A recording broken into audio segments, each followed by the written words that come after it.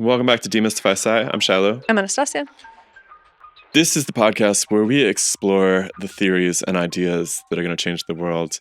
And today on the show, we are interviewing each other to address everything that's happened this summer and the persistent question from some of our detractors, which is, why in the hell do you guys keep platforming these cranks? So, we're going to answer that question in full today. Stay tuned. If you like what we do, consider coming over to patreon.com/DemystifySci. We don't actually get into it in this conversation, but we are really big believers in not having sponsored ads on this podcast. YouTube and Spotify will slap some stuff on it no matter what, but I think that it is really, really important for this to be a program that is supported by the listeners and exclusively by the listeners. And we want it to be more than a podcast. We don't want to just be eternally sitting in front of a tiny little screen in our living room. We want to be able to host in-person events. We want to be able to record in-person interviews. We want to be able to make this into something that is not just an asynchronous communication, but really a place that is growing a community of people who are curious about the world, who want to be able to explore ideas and make friends with the other people that are interested in the same sorts of topics. And so if you come over to patreon.com/demystifysci, you can help us do that by donating 75 cents a week, which I know that it is really hard out right now. They're not good economic reports, but if you have 75 cents a week to spare, just know that we will put it to very good use. And I hope that we see you there. We also have this really cool new segment called Paradigm Drift, which, if you don't know already, is your opportunity as an audience member to tell us about your theory of anything. Now, you can sign up at this link down below for our next taping, and perhaps we will pull your name out of the hat, and you will have 60 seconds to tell us about this idea and intrigue us, and then we'll interview you for a little while afterwards and try to get to the bottom of things. The whole point, really, is to hang out all together as a community at this live taping and consider how we actually take apart the good from the bad in the world of ideas. So I would love to see you there. Even if you don't present, hang out in the chat, contribute to the goal of learning how to think more clearly. And with that, enjoy the conversation. We'll see you next time. The scientific revolution starts now. The DemystifySci podcast. Let us see in the dark.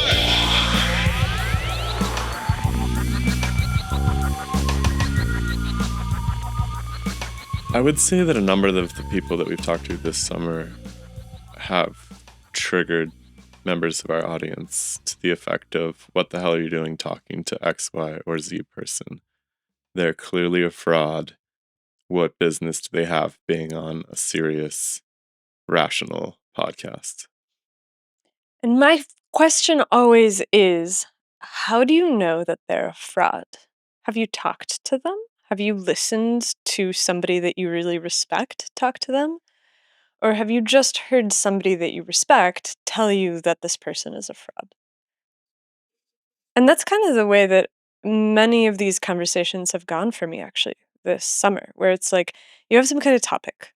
So, let's say low energy nuclear fusion or some kind of plasma technology, which on its surface has a long history of being considered to be a woo-woo topic that has no presence or no standing in context of a scientific conversation. And yet, we have spanned the gamut and shown that there are people that are in this space that are legitimate. There are people that are in this space that are probably illegitimate, and that the only way that you can really figure it out is by actually talking to them because they kind of have the same talking points. They kind of have the same approaches. And so, how do you filter whether or not somebody has something interesting and relevant to say if you're not willing to sit down and actually have the conversation with them? Like, that's the part that's really weird to me. What do you say to a guest like Ashton Forbes, though, where there's been all of this content generated? People have come out of all corners of the internet to debunk this plasma orb stealing MH370 away, right? So that's a big one where it's like, yeah, these people have actually done a pretty good job of pointing out that this is probably a fabricated photograph or a fabricated movie? Well, there's a couple things. One, I didn't really watch any of that content. Like, I watched a little bit of the Danny Jones takedown where they had the VFX guys. Somebody else sent me a video where it was also another takedown. And they superficially, I'm like, yeah, it does look like it's faked. But the other part of Ashton's presentation is kind of this historiographic analysis of dark programs in the US government, various people that are coming up and surfacing and saying things about the capabilities that are being developed. And I'm like, that stuff seems to be generally accepted as, if not true, then real at the very least. Like that guy Charles Chase that keeps coming up in these conversations, former Lockheed Martin engineer that apparently is like on record saying that Lockheed is developing all this black technology. I think the smokescreen itself is kind of interesting if I was going to answer my own question. So Yeah. when I was researching for that podcast and I was going through these huge Reddit threads where these VFX artists are coming on and arguing for why the Ashton video is bullshit, I was actually struck by some of the sub commentary, which was to the effect of, hey, this video is from, I think, 2013. And they're like, it does appear to be faked, but whoever faked this quality of video in 2013 had some extraordinary capabilities. And you're unhappy with that. I thought it was actually really fascinating because these are people who work in the industry and they're like, to have done this in my field in 2013 would be astounding. Like, they're not saying that it's a real video. They're like, it's definitely fake, but somebody cared so much and had access to like really high level computer processing at the time and actually was able to generate this. But The Matrix was in like 1999. Right, but The Matrix was a multi-million-dollar studio Yeah, but experiment. this is a 5-minute video versus a several hour long movie. I'm just like, I think that many people have also countered that by saying that like Maya was available, Blender was available. There were tons of people that were working stuff out, and it's not that good of a video relative to the technology that was available. I encountered just the opposite. I encountered many people saying that in their industry that would have been pretty difficult. Not impossible. Like they definitely believed it was faked. They definitely believed that it was done with the tools that they're aware of. But they think that it would have been somebody who was really dedicated to making this fake, basically. That's probably true, but I'm also just kind of like, that doesn't seem to be astounding to me. Isn't it interesting? Like, That like it's a high quality fake? yeah. Oh, okay. So the question And then then becomes like, do you expect trolls to be like highly capable, or do you expect them to just put out easily discernible schlock? And I'm like, 2013 isn't that early. It's only 12 years ago. Like technology was pretty I guess pretty I'm leaning. advanced in 2013. Yeah, I'm leaning towards the fact that it was intentionally put out there to discredit some sort of other. This is like a known technique, right? So if let's take something really obvious like the JFK assassination, right? Shushination. I actually have a pop culture reference for this, but do JFK first. Well, with something like the JFK assassination, it's really a good idea to just put out some garbage info. Like you put out an obvious fake picture of Oswald with his gun, right, where the shadows don't match or something. And then by virtue of that, you discredit the entire movement of anybody who wants to look at Oswald as potentially not being a lone gunman. And hey, what about these interactions that he had with the mob and with intelligence and all of this? Because now you say that anybody who's in that same bin is of the same quality criticism as the people who are posting the videos that are obviously fake. That's kind of what like intrigues me, that opens up this possibility that, you know, I personally am not convinced that MH370 was eaten by flying orbs, but MH370 is pretty weird. That story's pretty weird. Maybe there is more to the story than just some crazy pilot flew it into the ocean, right? Especially if you start listening to Ashton's story, which is actually really fun to have him on the podcast because he's pointing out all these very bizarre anomalies, like the different military institutions that are changing their story along the way, like where the Malaysian military sent them looking in the wrong place for a while, and then it surfaced a bit later where they're like, no, actually we have been tracking this thing going the opposite direction, and we just let the whole world look in the wrong place for a day or whatever it was. I can't remember. It just seems like there's more to the story than meets the eye, and I find the possibility of discovering what's actually happening really interesting. And so you have a guy who's dug into this maybe deeper than most other people. And that made a really interesting conversation for me about that. Okay, so yes, there is this guy who has a story about strange things that happened with this disappeared plane. But at the same time, I can understand people's frustration because this is a guy who has a video that everybody's like, hey, this appears to be fake footage. And instead of folding this new realization into his narrative, he's defending the footage as being real. And what that does is it immediately casts doubt on literally every single other word that comes out of his mouth. And so any story that he tells about this is a story that verifying requires a deep connotation or a deep understanding and familiarity with the standard narrative. And so I have no idea if the story that he tells about the timeline of MH370 is the real story, is a corroborated story. And so there is this thing where it's like Ashton tells a story, and it's an interesting story, but it's a story that's predicated on him treating a video that everybody's like, bro, that is obviously fake, as being real to the degree that he's not even willing to entertain the possibility that it's faked. And so that's what's really interesting for me in this conversation, because I'm like, you can't really understand if a person is acting in good faith or constructing their arguments well unless you talk to them and you push back on them and you put contradictory evidence in front of them and you see how they respond. I'm just saying that might be part of the plan, right? I'm just like, part of the plan oftentimes with counterintelligence is to discredit the entire movement by way of some particular little piece of it. So that would make him an actor in the counterintelligence movement, though, Perhaps right? unconsciously, yeah, absolutely. But the question is why, we started this by why would you sit down to talk to this person? Right. And I'm like, I can see the argument that people are making because there's this substance of the video that you make the case could be a very powerful disinformation tool, or an obfuscatory tool that somehow deflects people from being able to look into something that actually is genuinely suspicious. For example, the example I was going to pull is not the JFK assassination. Allegedly, there were rumors that Beyonce was having an affair with her bodyguard, and there were all these news stories about it. And so she wrote a song called Bodyguard, which was not about an affair. And now anytime that you look for Beyonce Bodyguard, there's none of the stuff about the news story surfaces. It's all about the song, recordings of the performances, That's really pieces cool. about it. Brilliant.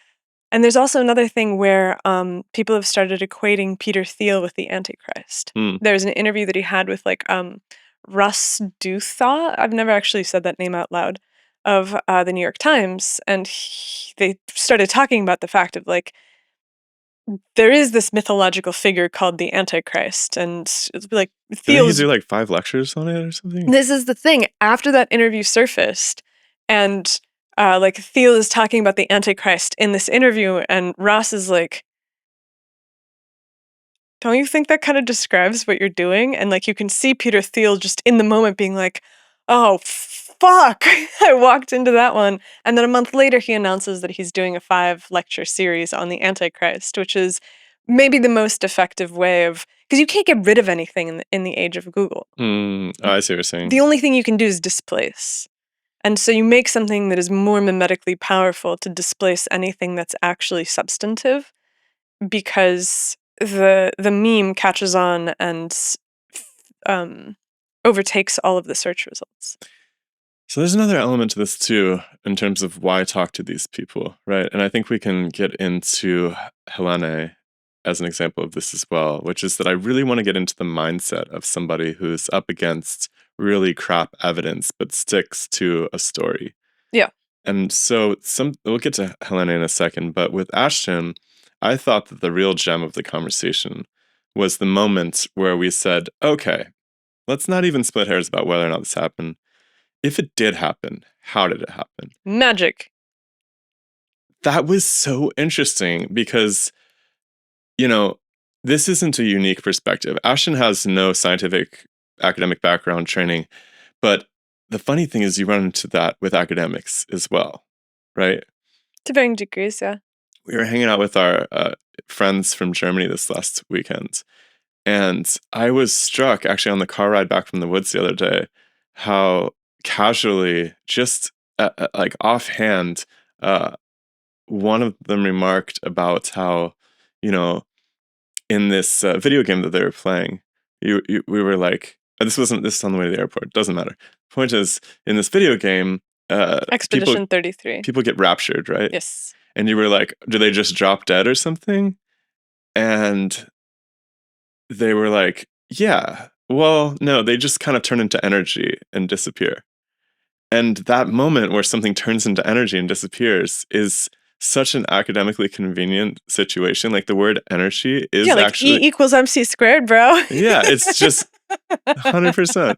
It's just this idea of, well, what is energy? What do you mean by that? Right? But it seems rational to the academic even. So when you're talking to somebody like Ashton and he says, essentially, yeah, it's magic. Like, you know, there's a space-time warp bubble and things just go interdimensionally and you're just like, what does that mean? And you start to really push on it. I think it's really, really interesting to get into the mindset because I'm so insulated in my life right now from people who think like that. I find it fascinating just to see where that border of superstition still remains inside of really careful people. Well, it's really funny too, because you and I have, over the course of the last few podcasts, like when we were talking to Harold Bloom, and honestly, like when we're talking to Helena and Ashton, there's all these things that come up that are bordering on this magical thinking, such as, you know, the Big Bang or the fundamental reality of quantum mechanics being incomprehensible to the human mind and just being paradoxical by its very nature. Like nature can't be understood. And you're kind of like, well, no, I have to make a point that this isn't the case because I'll fail people if I don't manage to point it out. And I know that this is what I have to do. And in the background, first of all, I agree with you. I think that is really necessary. But then I think about it and I'm like, everyone in the world accepts that it is just magic. The smartest people we know Right. But are I like, wanna yeah, it's totally magic. And it's really funny because I do think that we're the only ones that are like, no, I don't think that it is magic. And I think that that might be a kind of a damaging way of examining it. But I'm constantly struck by the fact that there's not really anybody who can interview Ashton or Halane or um, Bloom or Grenier or Forsley or anybody else and actually ask the question of, okay, well, if it's not magic, what is it? Because it's so pervasive in the common language that it is magical that it just doesn't even figure. That's what I'm so fascinated by. And Yeah. I love reaching that point with people, right? And so with Halane, it was fascinating because, of course, she points to magic too, essentially, without explicitly doing so. I mean, I think Ashton actually was like, it's magic. But Halane was kind of averse to mechanistic discussion about the telepathy business in general. But getting her entire background is coming from this community and this upbringing of, you know, intense radical spiritualist communities on one hand and intense religious experiences on the other, and like really seeing that this is the culture in which she comes up, where yeah, if you come from the academic culture, there are these little pieces of magic, but you kind of got to dig to find them. I mean, I was always a little freaked out and obsessed with them, which I assume is why I'm sitting here today. But for the most part, people just figure, oh, well, I probably just need to like take some higher level courses and maybe it'll make sense at that point. And, you know, I even entertained that was a possibility for quite a while. But It literally took until the time that you sat down to teach it, and I sat down to write my thesis, where we were like, hold on a second, there isn't actually there's no bottom here. There's no mechanistic interpretation available, and everybody thinks you're crazy for trying to come up with one. Like, that was a stunning realization. So it's kind of buried in these academic places, I guess what I'm saying, but Yeah. it's more on the surface with some of these other far out people, like the telepathy researchers and the Ashton types, and people who are just really looking at these kind of outrageous, unbelievable situations and skipping the mechanism entirely. And they're just so blown away by the phenomenon itself that they can't even really be bothered to consider how it would happen. I think they're just so used to being told it's impossible that they've just stopped even thinking about how it would be possible. Ah, that's interesting. You think that it's just a reaction to that? Maybe. I mean, that's a possibility. Another possibility is that they do think about how it's possible for it to happen, but they're operating in a world where impossible things happen because physics says that they can happen. And Is that the there's, final permitter. right? It's just sort of like, yeah, something can turn into energy, and I don't actually have to explain what energy is. It's just this It's like just energy. quantity that exists in the universe. Yeah, And matter turns into energy, right? yeah, and it's like true with an asterisk of like you have to explain what that is. Well, it's funny the E equals MC squared thing because people always point to that and they're like, look, like matter can turn into energy. And I'm like, that equation just defines what energy is as far as I'm concerned, which is like something in some state of motion. I mean, at the fundamental scale, it comes down to the speed of light because that's the fastest that matter seems to be able to move.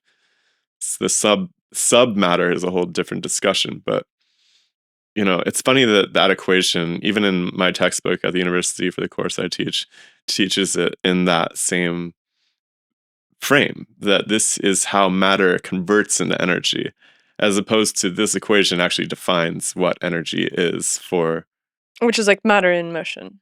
Yeah. And it's funny because it's like you can look at that equation and come away with either way of thinking about it, but the standard way of thinking about it permits the magic. It's like, oh, it's just this blob of like magic that just matter can just turn into magic dust stuff that just does what it wants. Energy. Yeah, and I'm like, I guess the point of what we're doing here is that we assume that no matter how far out an idea is, the person who's presenting it has the ability to find something interesting about the world. And we're out there looking for the people that are presenting weird ideas, but presenting them through a very specific lens of, okay, this is really crazy. Now we should figure out how this is happening. And I think that when we sit down to talk to Ashton, I don't know what he's going to say or how he's going to respond to that because, like I said, I don't have time to watch dozens and dozens of hours of him talking. I need to be able to sit down with him and to be like, look, let's just do something that I know you haven't done elsewhere on your show before. I know you haven't had this conversation before. So, the fastest way for me to figure out if this is somebody who's actually onto something is to ask him these questions and to see how he responds. And I don't think that you can evaluate if somebody is full of it or not until you ask them these questions.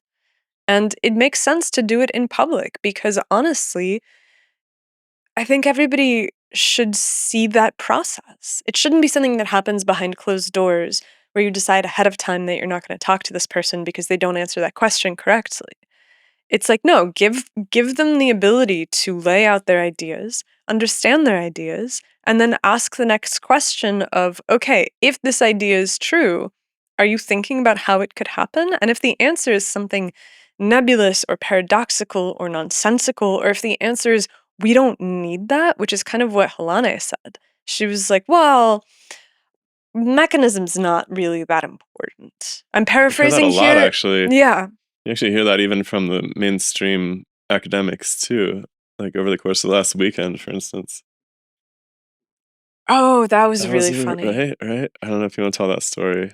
Yeah, well, okay, so we obviously are working on this project of trying to figure out if there's mechanistic explanations for fundamental physics, where we can rationalize quantum mechanics, we can rationalize space-time, we can actually understand what gravity is, what magnetism is, what charge is. Book coming very, very soon to a bookstore near you. How will we get it into the bookstores? We'll probably have to take it ourselves. Whatever, it'll be on Amazon. Y'all can buy it. Or Fair enough, fair enough, fair enough. we'll make something available. To a bookstore near you in the liminal space of the internet, perhaps. But it's really funny because you sit down to talk to them, to have this conversation about what it is that we're trying to do. And the first opposition is, well, science isn't occupied with providing these sorts of explanations. That's philosophy. And then you go through and you hold their hand and you're like, okay, well, let's zoom out a little bit and imagine that we're talking about a biological system instead of a physical system. If somebody just gives you an equation for a biological system, do you accept that as the end of the scientific inquiry?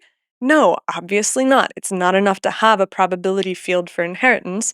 We want to know what's actually going on. But when you translate that to physics, where you have an equation for the electron, the wave equation, for some reason that's accepted as being the end point of inquiry. There's no science that can be done beyond that. It's just philosophy. The atom is just made out of probabilities. That's it. Shut up. That's science. That's what science does. It's reproducible. We can do experiments. They prove that it is the case. And you're like, yeah, but that we're not saying that doing experiments and making nice statistical curve fits isn't valuable in arriving at a cause and effect explanation. But the cause and effect explanation must be some part of the story, if not the most important part of the story. I mean, we don't even need to put value judgments on this. People get so triggered about this. Yeah. And like, I honestly used to as well. Mm. Shilo, of course, never gets triggered. Do you get triggered? What do you get triggered Let's about? keep it pretty cool about all this stuff. I just realized that my ideas about things are so heretical mostly that I'm willing to sit through almost anything. I feel like you get triggered when people tell you that you're wrong about these ideas. Well, there's a really funny, it happens less and less, but there's a really funny thing when somebody knows like some college level version of a story and they feel like I need to hear it from them. Mm. They want to tell me that they got an A in high school physics, or sorry, college physics or college quantum physics or whatever it is, even some graduate level stuff.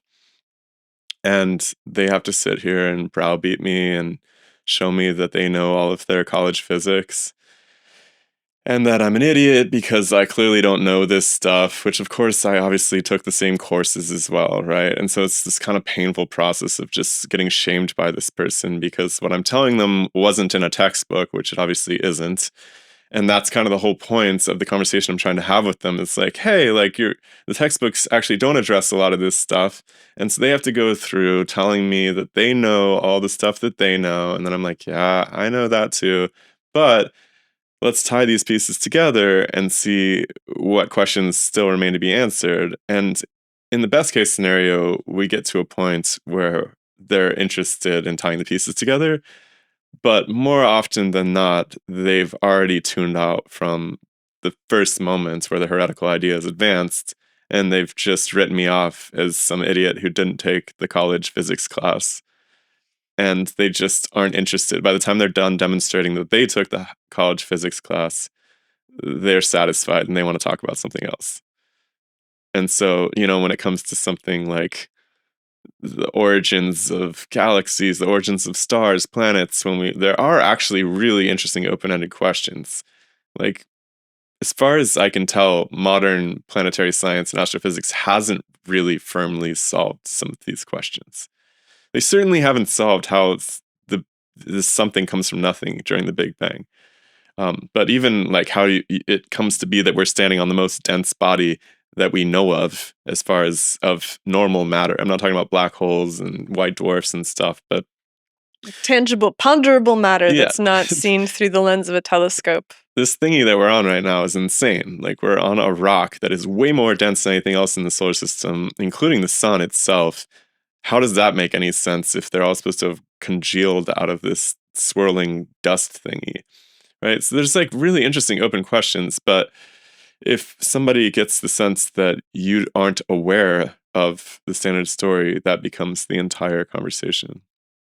Because you don't get triggered as much as you used to, and I think that is really admirable because people don't treat you very kindly. I can kind of evade their defenses. I've said this before where it's like when I talk about this kind of stuff, it's kind of like a pig has suddenly started talking and they're like, my God, that talking pig is talking about physics. That's incredible. I think it used to bother me when I was younger because they would treat me like I hadn't taken the college physics course. And so I don't know why that bothered me, but I was just like, how dare you think that I haven't taken the college physics course? I'm like, that's like, why are you treating me like this? I've obviously taken the college physics course. And nowadays I'm more just like, well, of course, what I'm saying is so heretical that the only thing that they can do to rescue themselves from this cognitive dissonance is assume I'm ignorant and haven't studied the books. And so I'm kind of more willing, I just anticipate that to be the general reaction at first. And so I'm willing to just sit through people's wrestling with this and like comfort them that I have actually understood the canon. Like I see the story that's being told. I don't have any misconceptions about it, but I still see that there's giant gaps in the story that's being told. And how would you like to discuss them? And most people who come from that level of authority just fold at that point. They're like, I don't know about this. I have to do some reading and maybe I'll get back to you. Yeah. And then they don't. Or they'll say something like, well, you could say anything then. They'll do that. Or it's philosophy and it's meaningless. Yes, yeah. It's not science. Okay, so this is a really interesting thing because I feel like people get triggered for good reasons. Like I don't think that being triggered is necessarily a full bore bad thing. Because oftentimes people become triggered by the fact that a story is being told in a way that does not seem to stand up to scrutiny. And this is another reason that I want to be able to talk to people because that may or may not have a good idea. Because I think in a lot of cases, people are their own worst enemy in terms of how they present the story that they're trying to tell the world. We see this all the time. And I could be one of those people. And I'm really interested. Like, I like trying out ideas too. And I think that we were. Like, I think that we've really honed how we tell this story and we've really figured something out, which is the fact that if you are going to tell a story about how the world is different from what everybody thinks is happening, requires you first to be able to make the strongest possible case that you understand how the world came to look the way that it does right now. That you have a full spectrum understanding of the history of the pieces that went into constructing the theories that preceded you. You understand where they made the mistakes. You can demonstrate a kind of mastery of the subject that doesn't necessarily have to come from academic training. Like you can be an autodidact that has just spent all of your time reading redacted CIA reports about zero-point energy, and you can have a full understanding of the history. But in order for me to be able to sit down and listen to your presentation, you have to be able to do that. And without that, it feels like you're just saying stuff. Or you might be saying something that's not particularly new or insightful. Like I had this experience, I think you did too, when we interviewed Danny. I was just about to go there, yeah. So we interviewed Danny about her theory with respect to intrasexual mate repression, what you call it, suppression, mating suppression. Right, so there's this theory that essentially women are operating in the background to give each other crap information about raising children and so forth in order to and get like their what own. makes you happy and like whether or not like having a children and family is actually the thing that'll make you happy versus whether you need to be some like, girl boss out in the world running the C-suite. Super hot button issue, could be really cool, actually a pretty fun conversation, but I was kind of dismayed and shocked that when we wanted to lay out the groundwork for this before getting into the theory itself and look at how people have thought about intrasexual mate suppression historically, that it wasn't something she had really toyed with much, especially as it applied to previous civilizations that have risen and fallen. Because obviously, when we talk about modern society and evolutionary pressures and selections and rat utopia, we're talking about avoiding the apocalypse that has befallen every single civilization that's come before us. So you would think that like somebody whose life revolves around that would be obsessed with the past and how this is played out historically. And there was nothing there, which, I mean, honestly, her theory was fun enough to play with that I think it was a great conversation. But, if she was a contestant on Paradigm Drift, I'd probably be like, you should know a little more about the background here, because I don't have a good sense of whether this is a new idea otherwise, or if this is novel to our modern civilization, or if this is something that plays out. Is this a general biological feature of human beings? Is this something that has arisen out of modernity? It's very difficult to answer the specifics. Yeah, and it's not even that I want a history of how people have thought about intersexual mate suppression, because her point is that this is something that people have only started talking about very recently. What I want is I want a story of how the field of like evolutionary psychology has treated humans and their reproductive capacity, and why the way that they have treated it is misguided and should be updated. Because that's the key. I'm like, if you can't make a case for how the world has worked up until this point, what confidence do I have in the story that you're telling about the future? Like, you have to understand what's come before you if you're going to make a solid case about the future. I've grown to really, really believe that. Absolutely.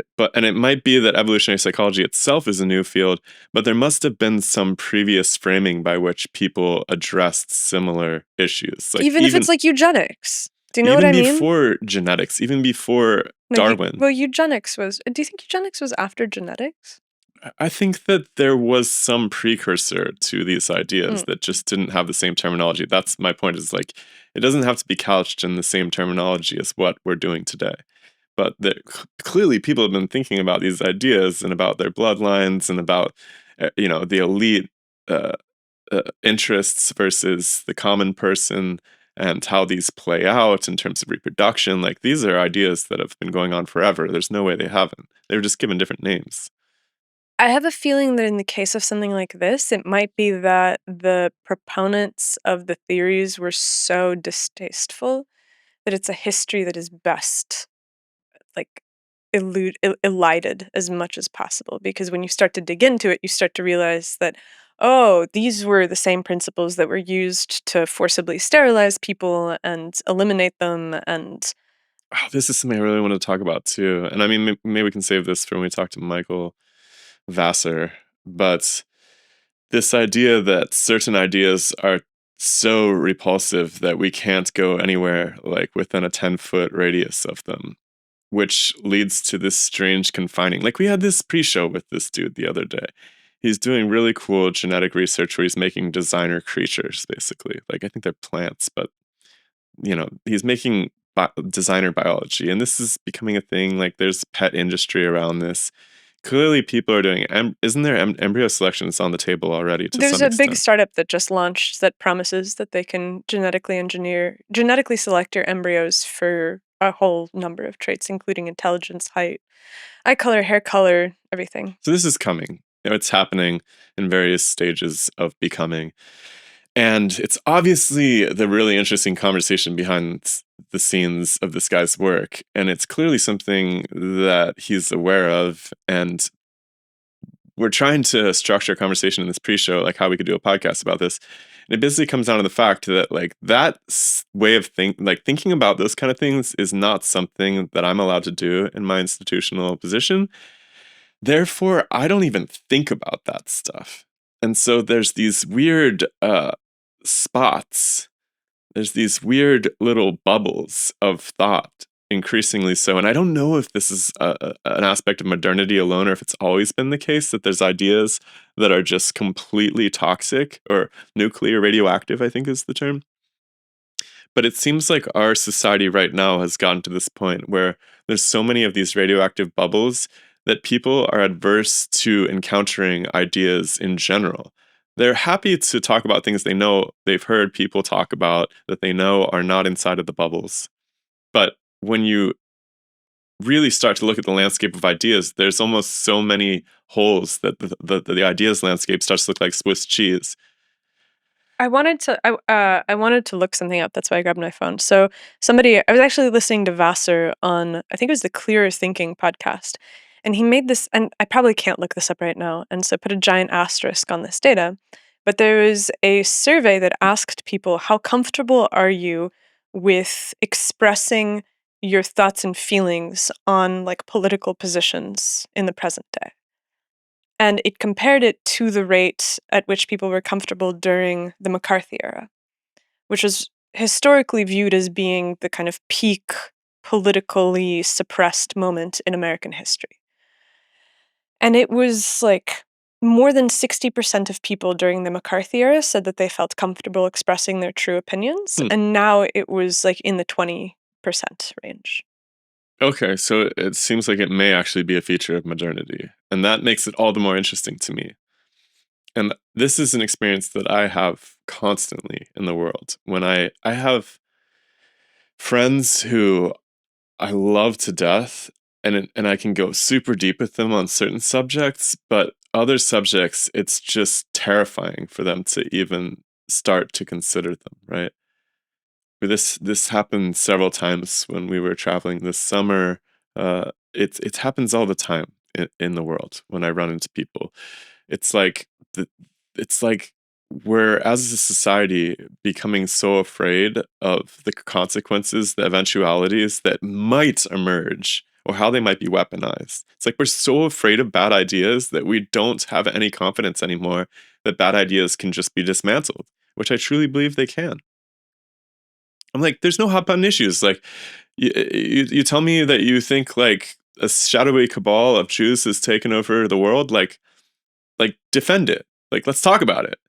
But instead, it just erupts into this like madness of just like, whoa, well, we can't talk about that. We can't think about that because like, what's the downstream? And then there's Israel, and like, oh my God, and it's like, it just gets completely off the rails. Whereas I'm like, that's a pretty bad idea. I don't even think there is a real people called the Jews. Like, I think that it's like actually all of these different peoples, and they, right? I think there's people like, technically, yeah, like are people who haven't gone to church since they were 14 technically Christians just because like they were baptized in the Catholic Church or something at one point in time? I mean, I think probably, actually, and I can defend that, but that's an aside. Okay, great. But like the fact that this is a really obvious and I'm just trying to think of these hand grenade topics that you can't even go near, right? A lot of the pharmaceutical stuff, Okay, a lot yeah. of the like Autism. Or black flag, false flag political actions that lead to whatever the shape of modernity is right now. Like, yeah, there's tons of stuff that you can't talk about. And I mean, we've talked about this before, where I feel like people just want to be able to live their goddamn lives. They just want to be able to wake up and go to work and do their thing and have their fun with their friends and not live in a world that is completely uh, different from the way that they perceive it to be. Like, we've talked a lot about the idea that you have to be able to trust in some kind of external authority. Like, we talked a lot about when we recorded with Michael Hughes, our last conversation, about this world of rational beliefs where there's no supernatural daddy in the sky that you can lean on and say, like, okay, this parental figure will tell me what the right thing to do is. And so logically, it makes sense that what we've done instead is we've placed our faith in the institutions because we have to trust in something. If you don't trust in anything, everything comes crashing down around you. And so I think that what happens with a lot of these conversations is that they fundamentally undermine people's ability to trust in the world around them. And that's horrifying. Like, I actually am possessed by the desire to protect people from that realization. I'm like, I don't want the world to be thrown into chaos, uncertainty, fear, and doubt. I would like the ones of us that want to engage in those ideas to engage in those ideas freely and to do something about it without necessarily having to bother everybody else that's just living their I lives. see this happen too when we're talking to people about these things. Yeah, I'm just like, leave him alone, man. Yeah. But I guess I'm super optimistic though that if we I thought you were going to say I'm super autistic.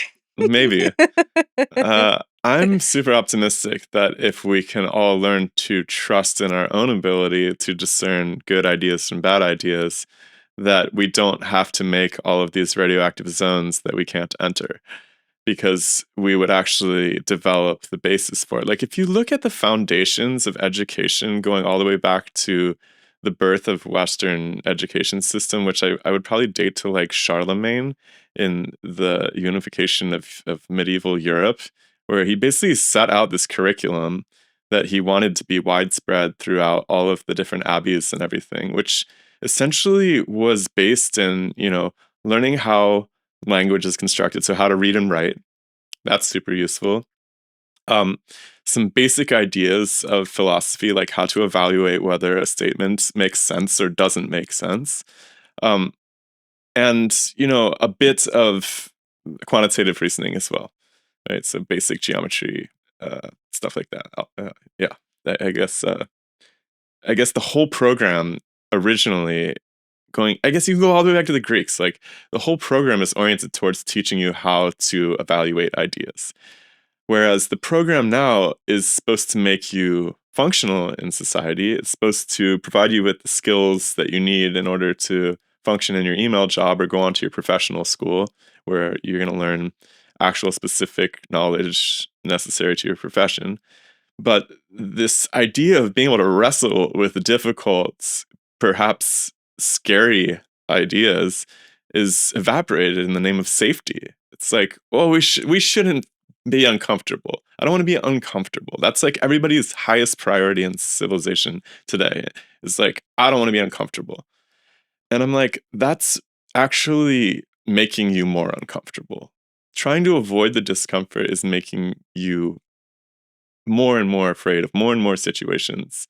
And I would like to see that evaporate, because I think people actually are smart enough by and large to be able to learn how to discern a good idea from a bad idea. I agree. And I think that goes all the way down, which is why I think, stuff like air conditioners, stuff like, I don't know, grocery deliveries, stuff like what other super creature comforts? Those are the only two that I can think of off the top of my head right now without bearing down on perhaps unpopular ideas. But I'm like, we live in a world where it is very much organized around making sure that we are constantly comfortable, down to the condition of our houses, down to like Amazon drone delivery or whatever else.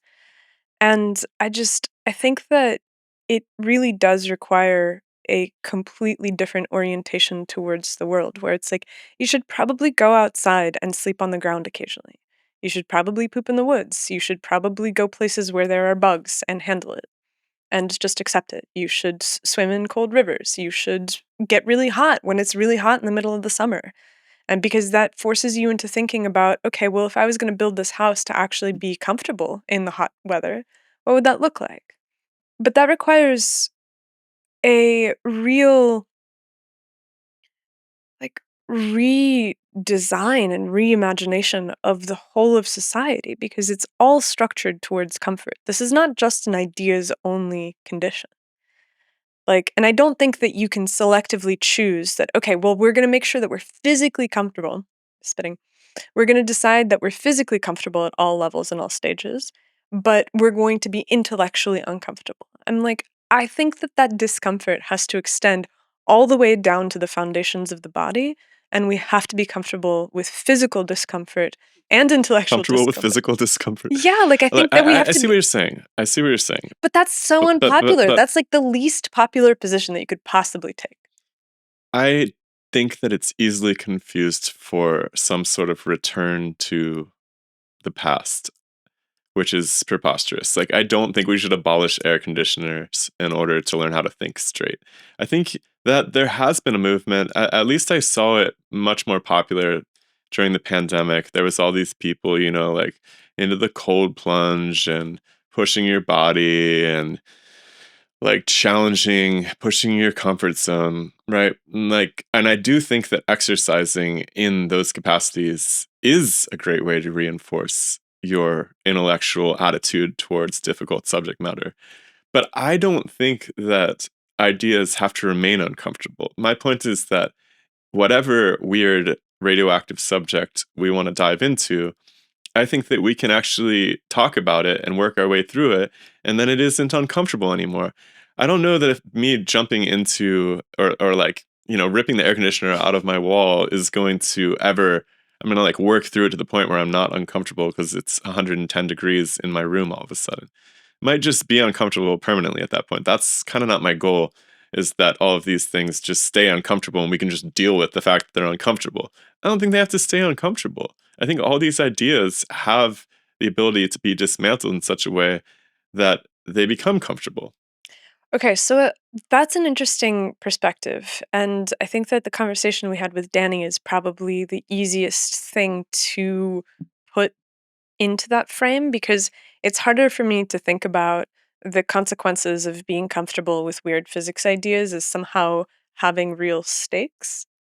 Right, because it's like, okay, so 0 point energy occurs or it doesn't occur. It doesn't really truly matter for. Or the Big Bang or something that's just so far off and disconnected from everyday life. Yeah, like it lives so far outside from our experience that it's like, okay, well, it's weird that you would even be uncomfortable with those ideas. And somebody that we were talking to today, Max, when we had that pre-show with him, he said something really interesting where he's like, it might make sense to abolish all academic funding and return science to the hands of the like weird freak beasts that just do it in their garage anyways because that's what they're passionate about, as opposed to having this like academic career system because that's what's keeping the ideas cloistered and uncomfortable because there's a threat to a person. And so this leads me directly to the fact that some ideas cannot be made comfortable, where if you consider a physics revolution to be threatening to the academic system as it stands right now, where the people that are in tenured positions that have been publishing in Nature and getting all of the money are going to lose the money, then all of a sudden you have created stakes. And it's not possible for that idea to suddenly be comfortable for them because they can never regain the lead on an idea that somebody else has been working on for 40 years and they've been working on the wrong one because that person has the lead now. It's a zero sum, it's a negative sum game for them at the end of the day because they will lose something. They were wrong. And this person that's been working on it and has all the data and has all the experience and has tested where the theories break down when it comes to experimentation is now going to be in the lead. And so there's stakes, and anytime that there's stakes, an idea is going to be uncomfortable because it undermines the extant paradigm. And so with the Danny conversation, hold on, let me finish this thought. With the Danny conversation, there's no way to talk about human mating rituals and Class warfare, and genetic class warfare. yeah, and genetic class warfare and all of this without really having to come down to brass tacks and talk about the role of women in society and education and reproductive freedom and all of these other things. And there are stakes there. There's no way for that to not be. If you're talking about genocide in Gaza, there's stakes there. Like it's not a purely abstract idea that won't affect anybody if it changes. Right, but we should be able to reason our way to some conclusion or the other. They may be uncomfortable conclusions.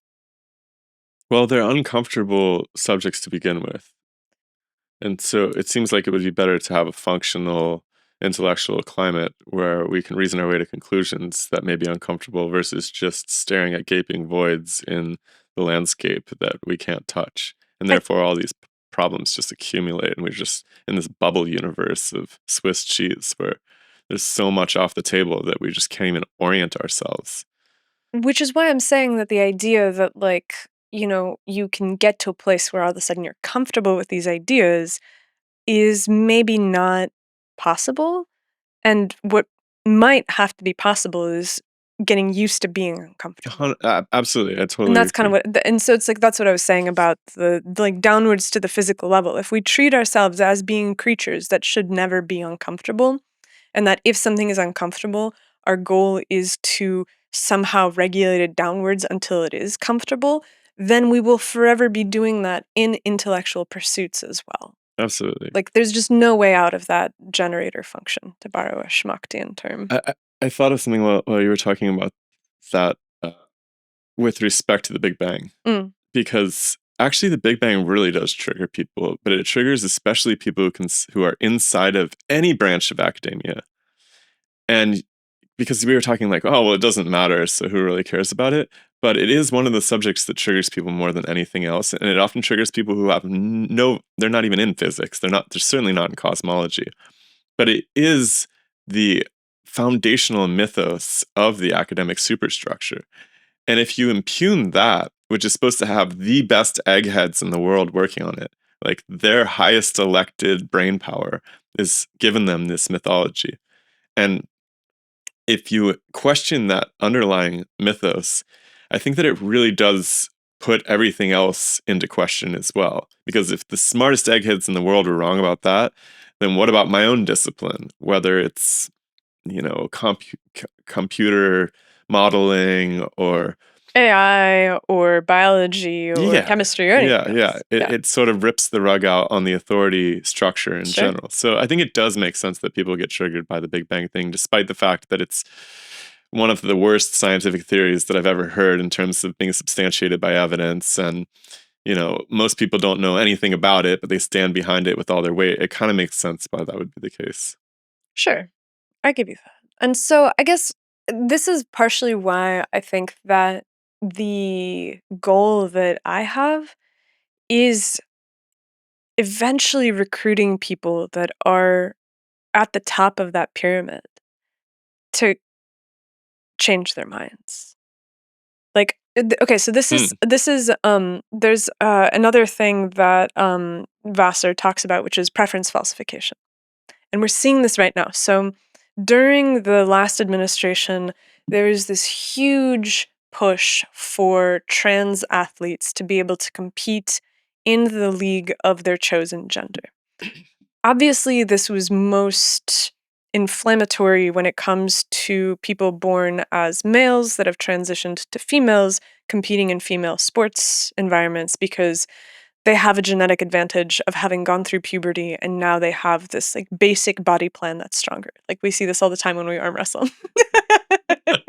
I had to arm wrestle some women this last week. to make the point. We didn't pull Dorian into it. We should have tried with Dorian too. It'd been really funny. But the kind of the point here is that there is a biological advantage. And for the last, I don't know, maybe like 4 to 8 years, the obvious preference among the elites and whatever like media organizations you want to point to has been the fact that it is completely discriminatory to prevent those trans athletes from participating in women's sports. And now, all of the sudden, you're literally seeing that change. Like people that were super vocal about the fact that, no, this is great, this is totally fine, this is how it should be, are finally now coming out about the fact that, like, well, I felt like I couldn't say what I really thought, and what I really think is the fact that that's probably a bad idea.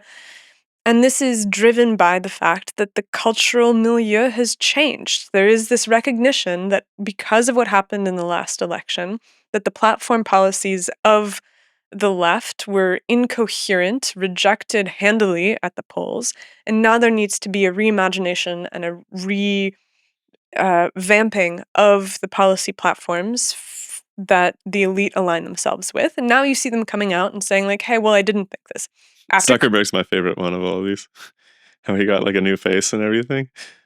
Yeah, like something happened there that I have no idea what happened, but there's videos of him. There's this like big weird tech executive dinner with Trump recently, and so it's like Tim Cook is there, Zuckerberg is there, a bunch of people that I didn't recognize are there, but basically like the who's who's of this environment. And Zuckerberg looks super fresh-faced and happy and everything is great, and then you see photographs of him testifying in front of Congress 5 years ago, and he looks like a skinwalker is just wearing his face. Like something fundamentally changed. He made some deal somewhere that has now allowed him to operate with impunity, and he's not worried about it anymore. He fits into the new political environment better now. Sure, but this kind of happened a little bit before. Maybe he saw it coming. But he did. But oh man, this is a fantastic example. So Facebook was the lead That's what I'm saying. in content moderation. Right. Like, there was stuff that you were posting that was totally innocuous that Yeah. was getting pulled. Yeah. And they were also the first ones when they smelled the winds changing to be like, we're not going to moderate anymore. It's cool. I mean, I think that Musk did it with Twitter first. I love I don't know if you listened to Zuck talking about his change of heart and stuff, but he was just like, well, I had no idea what was going on before. I had some people working on it. Like if I had known what was going, and I'm just like, dude, what are you talking about? Like, this is the thing, is that coming back to the original point of this conversation is like, why platform people that maybe you disagree with, or maybe are misrepresenting things, or maybe are just straight out charlatans? It's like, you need to be able to hear these people talk, and you need to be able to encounter their ideas, because you're going to go out and you need to see somebody who is capable of dismantling their ideas, dismantle them. Because the goal is for you, the listener, to be able to go out into the world and to encounter someone else without us around. right. And to be like, hold on a second, that smells like bullshit. Let me ask some questions. And if you haven't watched anybody do that, because the idea is that's radioactive, we're not going to touch that, then how will you ever get to the point where you can do it yourself? You're literally like, you have no immune system against bullshit because no one's allowed to talk about it. And what we need more than anything, as far as I can tell in modernity, is people to be doing that in their daily lives. Like, whatever small position you have, your office situation, whatever, like, you need to be able to encounter crappy ideas and not just sit on them, right? You need to be able to like deal with them in such a nuanced way that you can actually change the culture to make sense in that environment without tanking your relationships with everybody, without getting yourself fired. Like, there's a way to do that. We've learned over the course of years of doing this podcast that there's a way to have a conversation where you disagree with somebody fundamentally, but they don't walk off of the show. That's the difficult tightrope walk that we've now made. Honestly, it's not difficult anymore. Like, I think that we're not too worried people are going to walk off the show anymore. But when we started off, it would be like a real concern. And there was a couple times that it got pretty freaking close to that because we didn't know how to do that. Well, it's also, there's this weird thing too, which is that our stock has risen in the world. And now when people show up, it's like, oh, you guys have had millions of people watch your podcasts. You have 300,000 people a month that tune into this. This is a place that demands a certain amount of respect. And so we have the ability to push back against ideas. But when we only had like 5,000 subscribers, that was a much harder sell because they're like, well, I'm more powerful than you in the world. Who do you think you are to challenge me? And that's a dynamic that I think we have, in some ways, obviously we've gotten better at talking, we've become much smoother, but there's also this status game that we have literally like clawed our way out of by having a platform that we've curated for so long, where like when somebody shows up and is saying something that doesn't make sense, we now have the heft to be able to say, hold on a second, I have a responsibility to the people that are going to come and listen to this to actually stop you and get you to elaborate and explain that, because that's not going to fly here. That is something to be aware of that I should refocus on from time to time. I remember back in the day, I would hear Rogan sometimes say stuff like everybody I meet is so agreeable and that, right? Like people would be like, it's actually a really like hostile environment. Sometimes he'd have a guest on who was just talking about encountering all this resistance, and Rogan's kind of like, well, I don't have that experience, but he was so unself-aware of the fact that he's obviously this guy with a huge platform and a lot of power to promote people into the ranks and so forth. And so of course everybody's like treats him with like the utmost courtesy and kindness, and How could they not? Like he has sees the best possible version of everybody's face, basically. Yeah. And so yeah, we will continue to encounter more of that as our reach grows. And so you said something interesting where it's like you think that it's possible to encounter ideas on the everyday level around you in a way that doesn't upset people and makes a stand for what you believe in. And so in a simpler way, that's basically, to be courageous. Yeah. Like stand up for the things you believe in. But I think there's a way to be courageous without getting yourself killed. Like I don't think it's courageous necessarily to charge a machine gun nest if there's a better way to take out the machine gun nest. Right? Like, okay, so your platoon's being threatened by a machine gun nest. Like, yeah, you should be courageous and deal with the freaking threat. Like, for sure. You I should. love that people always accuse you of being a hippie, or I guess us of being hippies, and they have no idea about your like deep passion for military history and warfare. Well, military history makes a great analogy for so much of the ideas scape as well, and the battle between ideas, right? I mean, they don't call it the culture war for nothing, right? It's not really a war where people are shooting each other yet, but it does have a lot of the same strategies and tactics. And so I guess, I mean, I'm not saying anything profound here. I'm just like, it's not courageous to run into a machine gun nest and get mowed down. It is courageous to deal with the machine gun nest. And you have to do that smart. You need to be really careful about how you do it. Is there a way to sneak up on the machine gun nest? Is there a way to, I don't know, even just starve out the guys inside? Like, whatever it is, depending on your time frames and everything, is there a way, like, how can you do this without sacrificing yourself or your friends? And I don't think that people should just get themselves fired from a job because they disagree with some policy necessarily. It could come to that, but that should sort of be a last resort, right? I know for a fact that, because I've learned this in my own experiences, there is a way to have a challenging conversation with somebody that still results in you wanting to have another conversation at the end of the day. I agree with that. And that's a learned skill. That's not a default skill. But you can practice in your everyday life. And that's like the one thing I'm really excited about this project, and I don't think I'll ever get tired of it, is promoting that possibility for all of us in our own little tiny ecosystems with our own petty tyrants and so forth. It's like, you're going to encounter a situation where you might feel the need to sit on your voice. And instead of just doing the easy thing, which is not speaking up, or the other easy thing, which is speaking up and getting yourself fired, perhaps you can find a more strategic, more interesting, creative tactic to approach that problem that will get the person to reveal their own inadequacies in their thought train. And you might not get a full concession from them in that conversation. In fact, I would go so far as to say you almost never do. But you could end the conversation at a point where the person's willing to have another conversation. You go home, and then maybe next week at the water cooler, they're either like, hey, I've been thinking about what you said, or it's obvious that they've been thinking about what you said and the tone has changed. It's absolutely possible. And I would love to see a culture out here in the West where people are able to each do that in their own way, which would be a very courageous culture that celebrates courage, but not idiocy at the same time, and not self-sacrifice either. You know, this makes me think of we had a couple of friends, and one of them had really gotten super into like manosphere content, and one of them had had an abortion.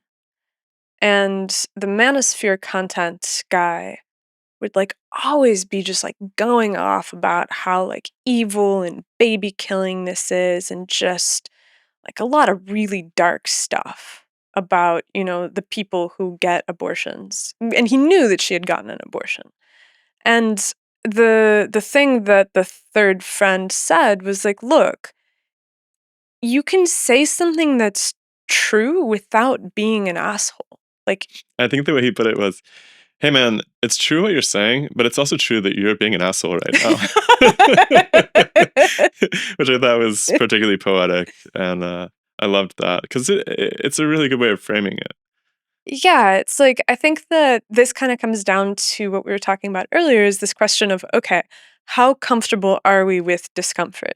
How much do we try to minimize it? And is it possible to minimize it just on an intellectual level while maximizing it on a physical level? And the same thing when it comes to encountering ideas. Like, you can't just be a person that's able to talk about difficult ideas well and then be just a disaster in every other sphere of your life. Like, I feel like people inherently value the ideas that come from the people that they respect. And so, if you're going to be a person who is going to challenge ideas and is going to, like, the next time that the world goes crazy, like, we all must acknowledge that the world is going to go crazy again. It may very well be going crazy already. in the opposite polarity from the way that it was going crazy in the previous 8 years. Okay. So this is almost like a Petersonian read of the situation. Like, you have to become someone who is a respected member of whatever community you are a part of, and then people will be able to listen to you more easily. Because if you're just some schlub at the water cooler who doesn't do their job, who doesn't collaborate with the mission of the company, who's not a net benefit to have, nothing that you say will matter, because you're just going to be the person who, in the context of the organization, isn't accomplishing the basic tenets of your role. So, what value do your ideas have otherwise? Right? Yeah, I think you have to be a consistent player for sure. This reminds me of the guy that we met on the beach in Greece. Oh my God, It was yeah. really funny. It was just a dude just ranting about anti-immigration and how the immigrants were destroying his home country. And we're kind of like hearing him out and stuff as we do. And then at some point we're just like, all right, well, yeah, but anyways, what do you do? And he's just kind of like, it comes out that he basically just parties. Like, he's living off of welfare and he does nothing. And he has no plans to do anything ever at any point with his life. And we're kind of like, man, like, I think you might be getting fairly outcompeted here, bro. Like, I don't know if you're the best spokesperson for these ideas. Like, if you're like legitimately out there grinding and, unfairly getting competed against by immigrants, like, maybe we could keep talking about this or something. There might be, I don't know where we would end up, but I'm not going to keep talking to this guy about his stupid ideas otherwise, because he's just a crap, he's an inconsistent, hypocritical voice in the discussion.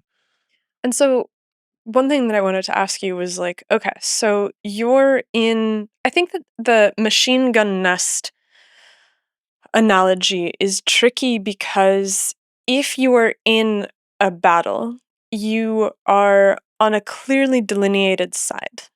So there are people that are your, they're not colleagues, co-fighters, team, Let's go battalion. with team. I like it. Okay, so you are part of a team that is attempting to take down another team. Inside of a workplace, inside of a circle of friends, you might be the only representative of an idea that is, it's not like there's like one machine gun nest that you're taking down. You're literally living in a society that has just decided that they're going to falsify their preference out loud at all times and then vitriolically take apart anybody who challenges that. What do you do in that case? Because it's much less clear cut than, okay, we've got a team of people, we're going to storm this beach and take it away from the other team of people. Like, how do you manage that? Well, Like, literally, the entire world is telling you that if you don't believe this, you are a bad person. well, I think we'd have to get into a specific example because, and this is largely what we do on the podcast too, because I feel like each specific interaction and each idea that you're encountering and that you feel that deep misalignment with in your soul requires a different tactic in terms of how you approach. Sorry, I should say it requires a different strategy, and each personal interaction requires a different tactic, because you have to know the people that you're talking to well enough to understand what angles are going to open up doors and what are going to close doors. And so your job should be to understand their way of thinking good enough that you understand where those little magic pieces are in their way of thinking, where they have inserted the miracles and the nonsense, that you can simply point out that, hey, these two things that you're pointing out haven't been tied together logically. You don't have to say it that way, but you can just be like, okay, so how did you get from this to this? And then maybe it'll spiral around forever and ever, and you'll be like, but I still don't understand how you get from this to this. And it might spiral around forever and ever, and then you go home. Maybe that's like the extent of your first interaction on certain hot button topic. And you don't have to phrase it as you have an antithetical opinion to them. You could be like, well, you can even be super stealthy about this and just be like, well, I don't really know much about this topic. I don't have my mind made up about it. I obviously everybody thinks X, but how do you get from Y to Z here? And really just try to work that out. Because usually, I would say always with bad ideas, there is a little miracle that is inserted to hold some pieces of the machine together. And if you can discover those inadequacies, then it's a service to everybody at the end of the day.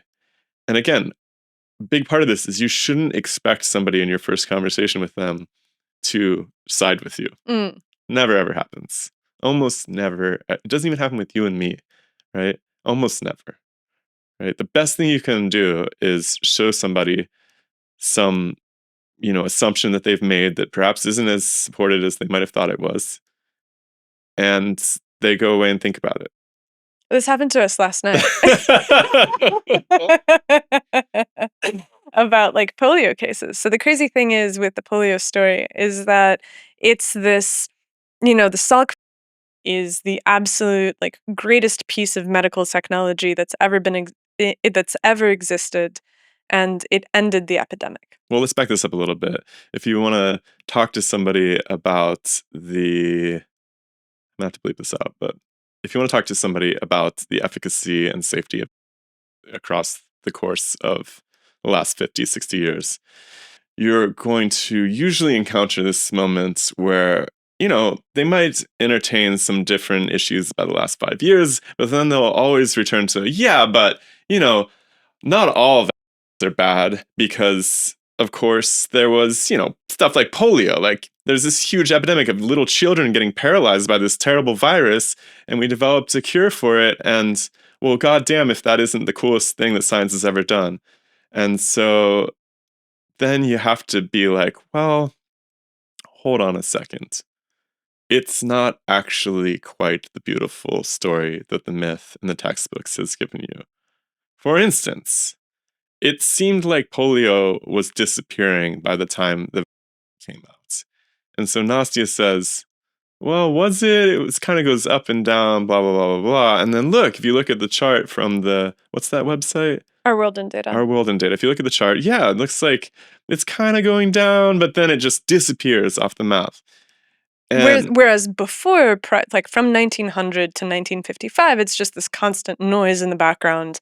There's a really big epidemic, I think, from like 1940 to 1950. And then in 1955, they introduced, and the noise completely disappears. Like the chart is flat from there on out. Well, when you start to peel this back, and if you guys are interested in this topic, we kind of went deep on it with Forrest Morady. I don't know what number podcast that was, but you can look it up. And what the missing piece of this whole chart is twofold.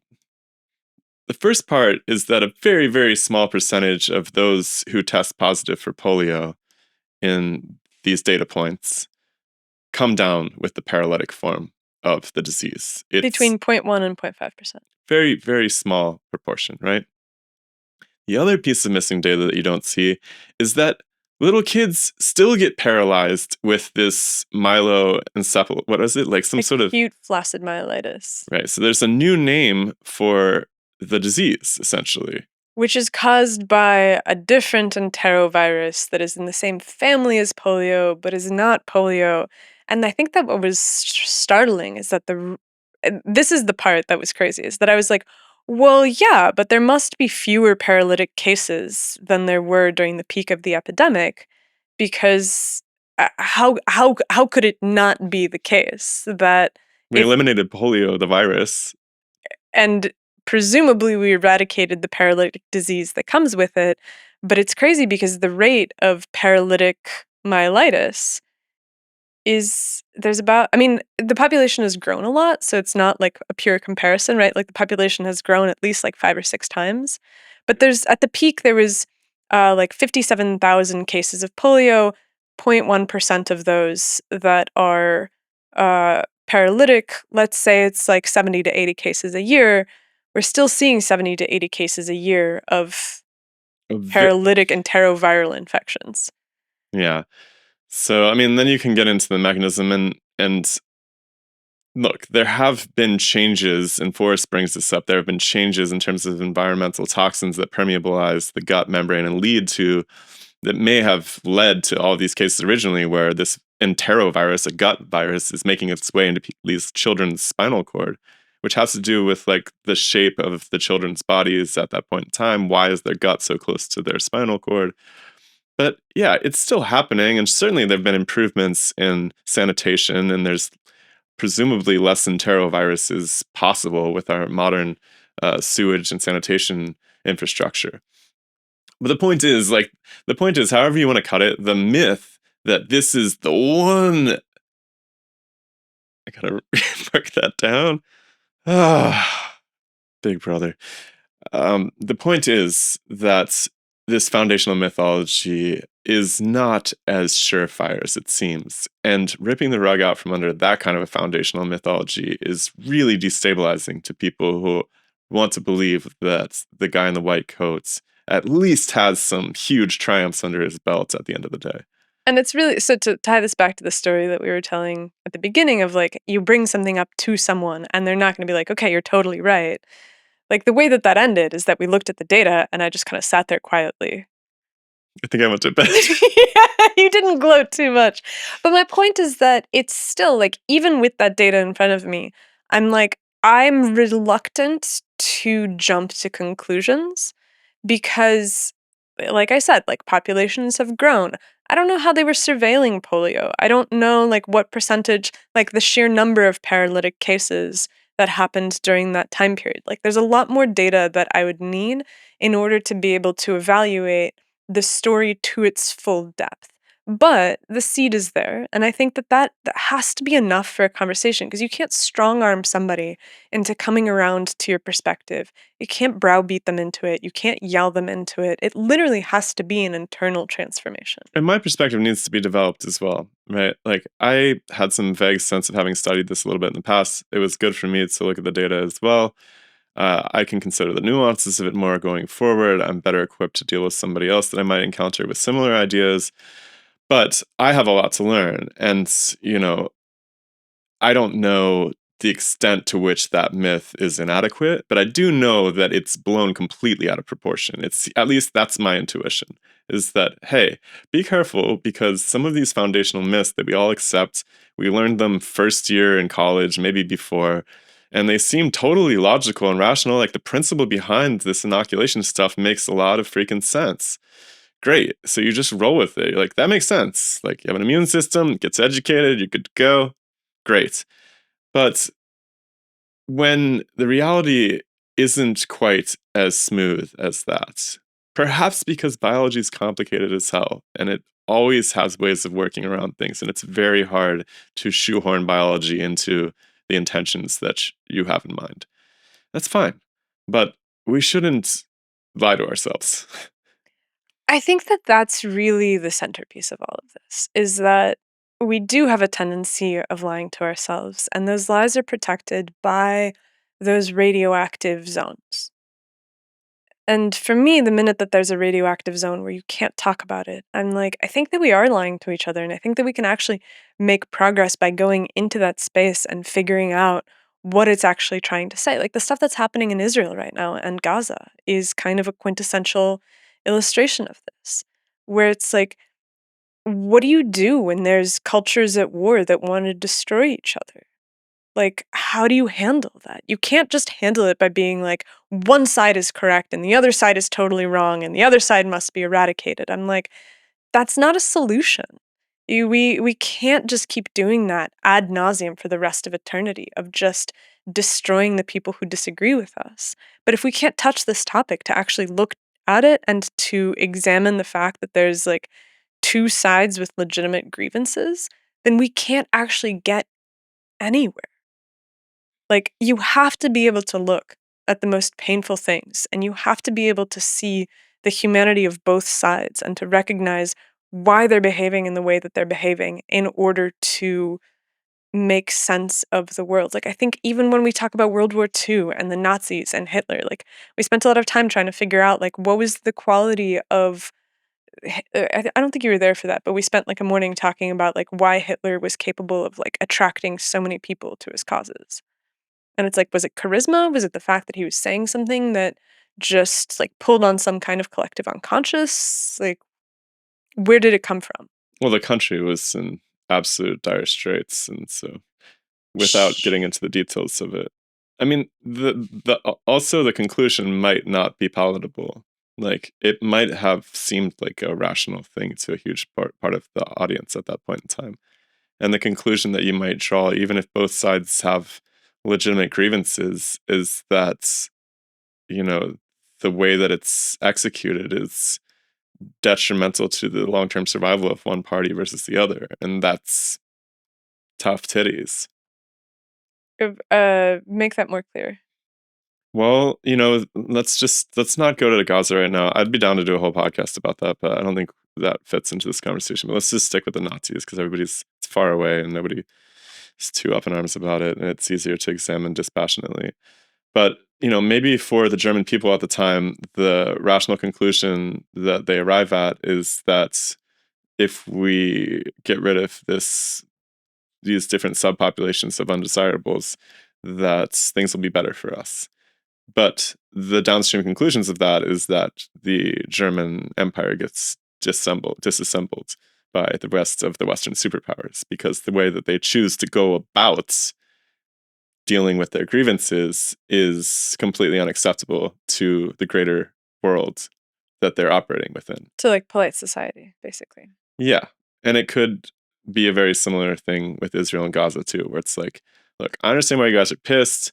Your country got invaded by these people, but just whole scale wiping a population off the map might be so undesirable that it results in people withdrawing support from your country that you desperately need in the long term. And well, and this is my point, is that like we have to be able to talk about these things, and we have to be able to examine them. And I think that you do sometimes come to places where, I don't know if you experience this, but sometimes I just get overwhelmed by the fact that like the world is not infinitely malleable, and you cannot shape it to your desires because you are not the sole actor. Like we were talking about the Ukraine, and I was sort of like, well, it seems reasonable that you can wage some kind of social media propaganda campaign that convinces the people that live in the portion of the Ukraine that you want to annex that they want to join Russia, and so stage basically a bloodless coup simply through manipulating the public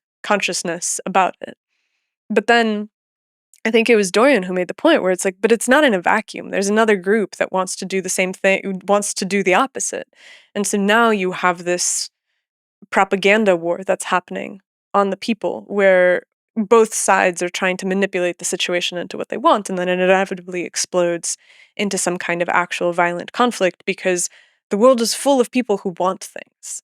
And our lot is that we're limited by that. Like you cannot really shape the world into being exactly what you want, and I think that can be depressing sometimes. That can be a really harrowing thing to realize, that it's like you might not be able to stop Russia from invading Ukraine. You might not be able to stop Israel from invading Gaza. And the consequences that follow from both of those things may just be some like basically immutable feature of the world where we're on a roller coaster and we have to go over the hill. There's no choice. There's nothing that can stop it, and there's nothing that'll stop the downstream consequences either. There's nothing that could have stopped Germany in World War II, and there's nothing that could have stopped the Allies from dismantling them. It's just this, like, you're just there and you're watching, and it's crazy because you want to be able to have some kind of hand in it, but the amount of influence that you can really exert is, at the end of the day, like, really minimal. We're like in the little boat in the Disneyland ride, and we're like watching the animatronics play out. I would like to think that we would be able to exert slightly more influence by understanding it and discussing it than otherwise, at least. I would still like to think that in the precursor to Nazi Germany, that if people had been able to actually look towards the second, third order effects of the regime that they're enabling, they may have made different decisions. But maybe they thought that they could win. Right? They look at the second, third order effects and they're like, well, yeah, but those only happen if we lose. Like, if we win the war, if you make bad decisions, and then the downstream consequences follow. That's true. But if they had been able to win the war, then they would have not had any bad consequences. They would have just won the war, and that would have been the state. They would have But I don't think they had any chance of ever winning such a war, I guess, is my point. And I don't think that is... Oh God, we're going to get into this. Yeah, this is the thing, is that they probably don't. If the military strategy of Israel is to wipe out everyone that opposes the state of Israel I don't in the think that's Middle going to work out East, either, right? like that's not fucking possible. Right, Like the right. entire. I mean, oh, this is interesting because then all of a sudden this puts everything into context that's happening in Europe right now, where there's like a lot of politicians that are emerging as like anti-Muslim politicians. And that makes a lot of sense in terms of a gambit that's beneficial to Israel. Because if there's an all-out war against Arabs and Muslims all over the world that are viewed as like invading the countries, then Israel does stand a chance. Because if the entire world basically joins in on them and is like, yeah, we have to like turn the Middle East to glass, then that's exactly how it's going to go.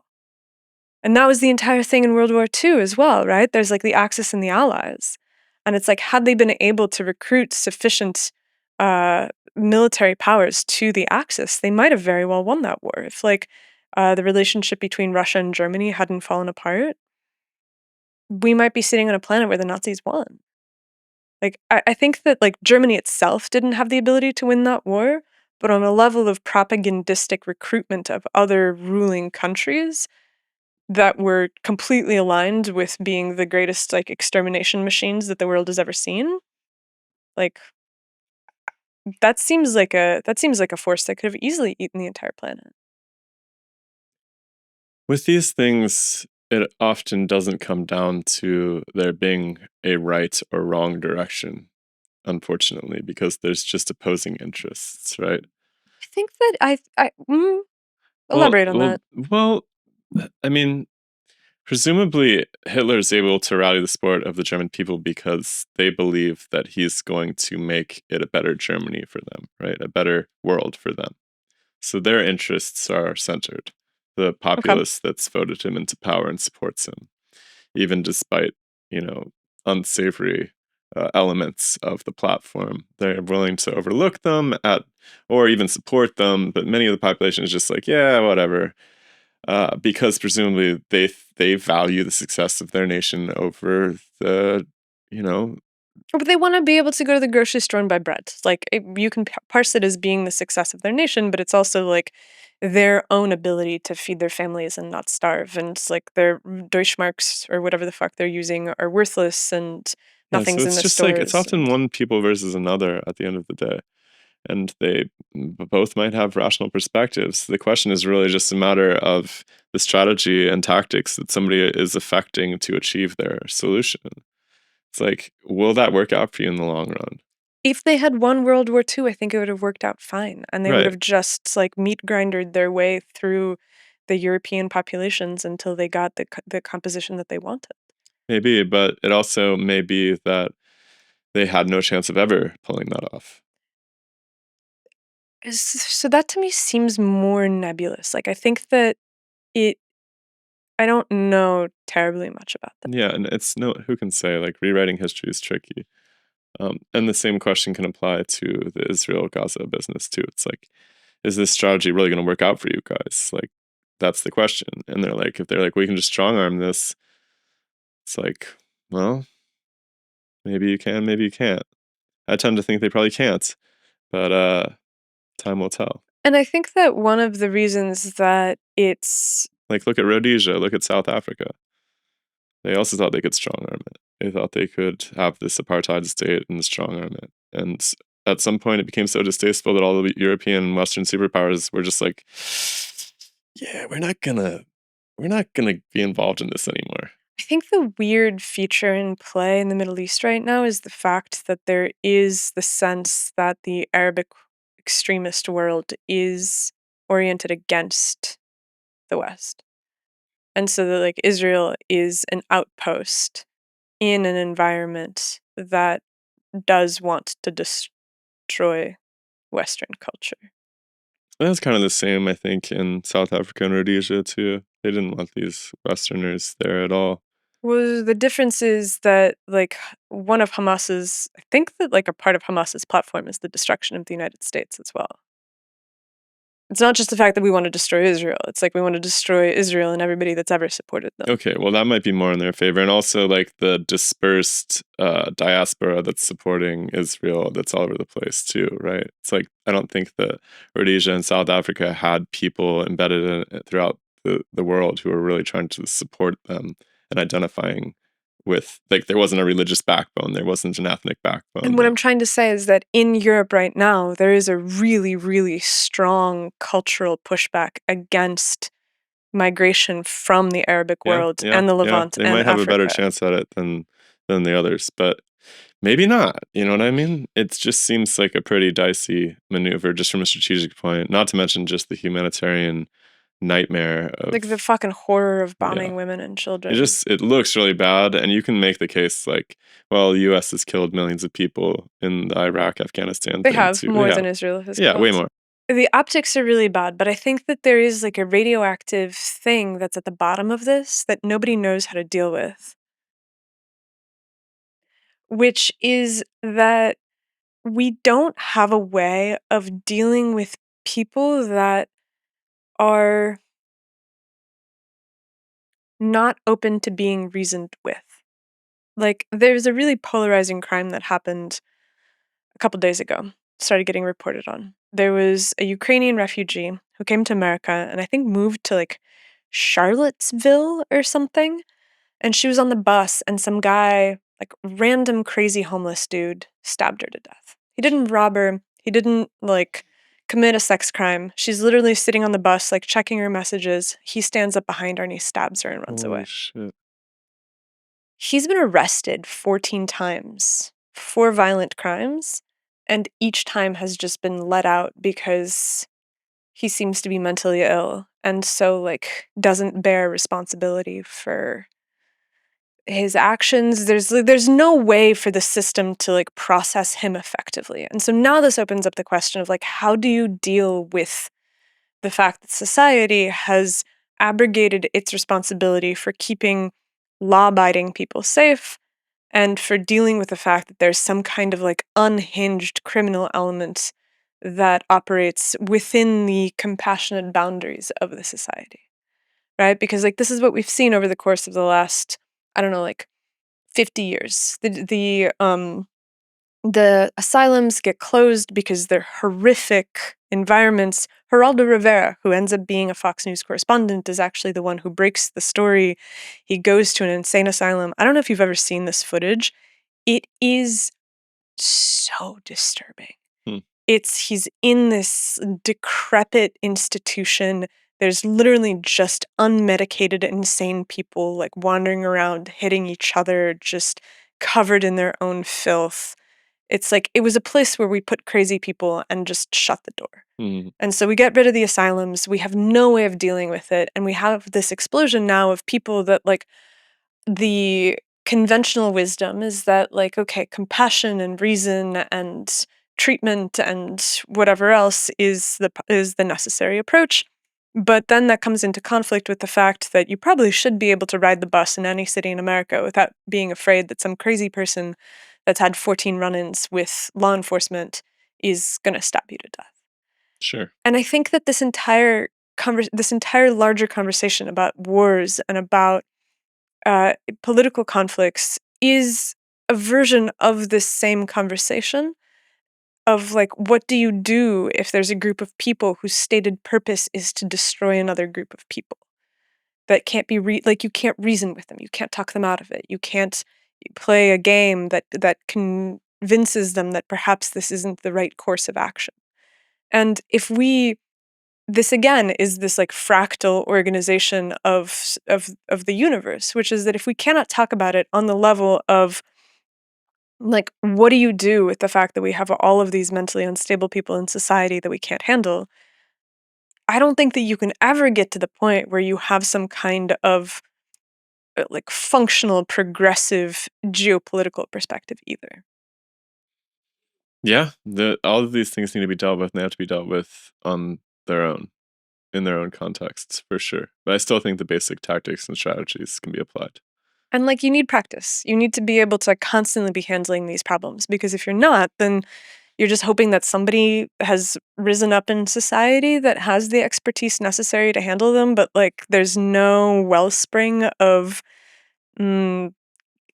training or even experience that would allow them to become good at that. Like it's asking for a magical moment where it's like we're not going to touch these things, but hopefully the people that are in charge are touching them well enough and often enough that we're going to be able to figure out how to fix things. Yeah, bad idea. And I mean, this is kind of the principle behind everything here, and paradigm drift as a project too, where we'll open the doors to the asylum and let anybody have a chance to come up and throw down their perhaps brilliant, perhaps crazy idea.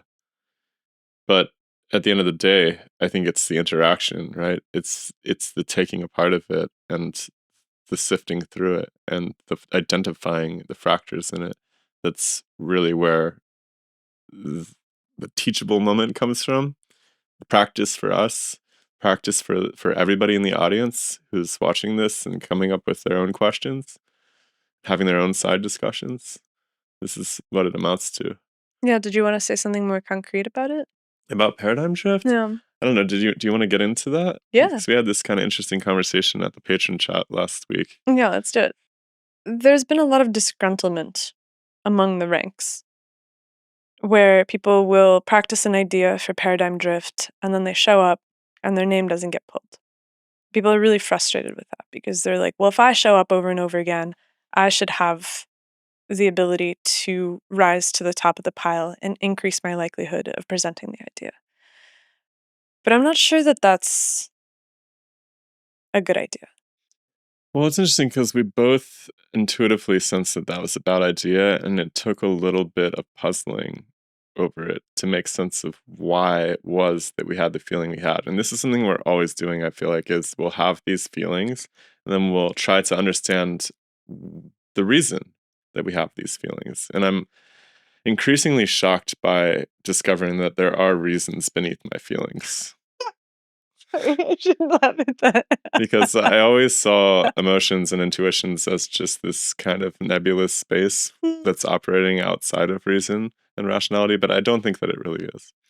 And I think that what this comes down to for us is really thinking about the wider structure, which is that, hey, the whole point of paradigm drift is that we have this really awesome gathering where people hang out and they learn how to examine ideas together. And yeah, it's cool if you sign up and you get to share your idea, maybe even waiting your whole life to share your idea with a few thousand people, and this is your chance. I get the appeal of that. But that's not really the point of the show. The point of the show is to be there in the live taping, participate in the evaluation of ideas, encourage the best parts of the ideas, and really participate in this wider fellowship that we're developing at Paradigm Drift. And if we are to just give people some sort of priority because they're willing to sign up over and over again, we're actually minimizing the chances that some new person can walk in with a really cool idea and also have the same chance of being pulled randomly from the hat and get to present their idea. And ultimately, that's a really fun and exciting part of it, is that you can have just found out about the podcast yesterday. You can sign up for the next Paradigm Drift, which you should do, by the way, although we haven't put a date for it yet, but pay attention because we will be putting that date up soon. You can sign up for it, and maybe it's your first time coming, and you can have that same chance of getting pulled and presenting your idea. And that's really, really fun because it opens up this community such that somebody can get brought into it. And maybe that person will have such an interesting experience that they will continue to come. And even though they probably won't get pulled the next time just by, I guess they're independently assorted, so they have just as good of a chance next time as the previous time. But the odds are pretty low that you're going to get pulled, let's be honest. Like, there was 60 people who signed up last time. I think that we got through probably 6 random polls, right? So, that's a 1 in 10 chance. So 9 out of 10, you're not going to get pulled. And that's pretty cool. Well, that is. And I think that that's part of the thing that we're trying to build, which is, I was thinking about this in terms of another event that's similar, which is like open mic nights. And so you can imagine that there's an open mic night in some city and they only have the cafe or the bar for like 2 hours a week. And let's say that there's way more people that sign up than there is actually space in that 2 hours. You can have a thing where people who show up early and sign up first get in, Seen that. which is, to me, I think a little bit unfair because if people are working or they have to take care of things, like, I think that it makes a lot more sense for it to be this independent assortment where it's like, okay, everybody's names go in, everybody who gets pulled gets a chance, everybody who doesn't. But the point is to grow a community. The worst case scenario for an open mic is that everybody who shows up only to play and then to immediately leave. And that is so common. We used to do a lot of these open mics back in Portland for music. So common. And I think that it creates kind of a disjointed space where no one's really there to listen to anybody else. Right. Nobody's there to engage with anybody else's work. They're literally just there, like, I have my moment, I'm going to say my thing, and then I'm going to go. And that's really antithetical to what we're trying to do, which is that, look, people are presenting their ideas. If you're presenting an idea, you want people to engage with it. You want people to be there for the sake of engaging with the idea, not for just telling you what they believe in. Right. And so the other idea that came up in the patient chat was, well, you should just make some sort of an overflow website or a YouTube channel where people who didn't get to present can post all of their ideas, like they can post their presentation. And we're kind of like, well, y'all are welcome to do that. First of all, you can go and start a YouTube channel right now, anybody listening, and just solicit 1 And minute like name it presentations. something else and solicit 1 minute presentations. Yeah, you're not going to hurt my feelings if you do that. But what we're doing here is actually about the interaction between us, our panel member, the group chat, and this presenter. That's the whole point. There's no parsing out little pieces of this that make it That somehow still maintains the spirit of the activity in the first place. Yeah, so the whole thing is, again, it's really about everybody who's there. It's not about the presenter.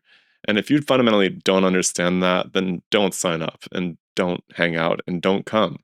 But if you want to be part of a group of people that gets together once a month and examines ideas, and you think that that sounds like a fun club, then by all means, come hang out. You don't even have to sign up, but you're welcome to sign up. Maybe you'll get to present.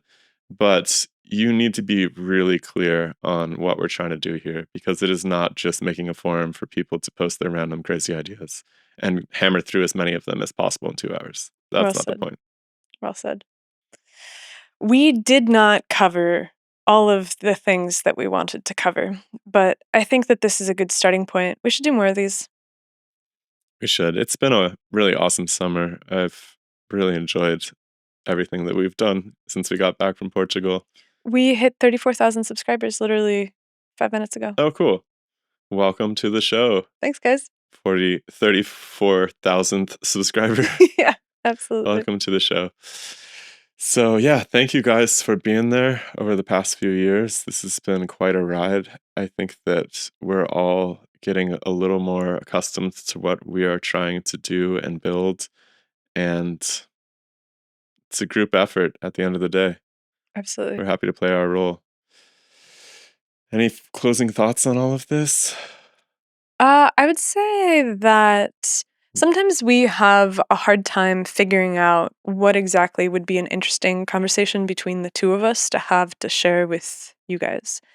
And so, as you're watching, if there's things that you think we should talk about, perspectives that you want us to explore, ideas that you think we haven't covered, or things that you want us to respond to, you can always, like, we're in the Discord, we're on Twitter, Just comment down below if you're on YouTube right now. yeah, or like send us an email. We're at demystifysci@gmail.com. And so just find a way to point us in the right direction.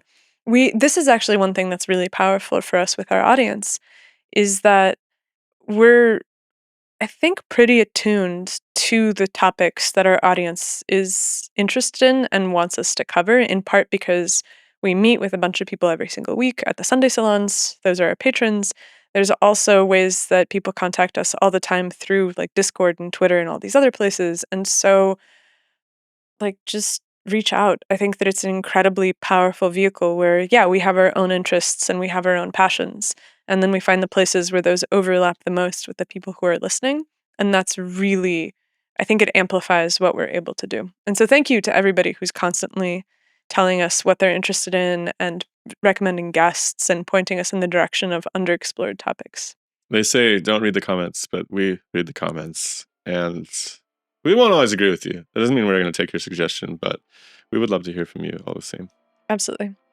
So get out there and have some difficult conversations. Turn off the air conditioner. Turn off the heater. Take a cold plunge. That'll be good for you. See you guys next time.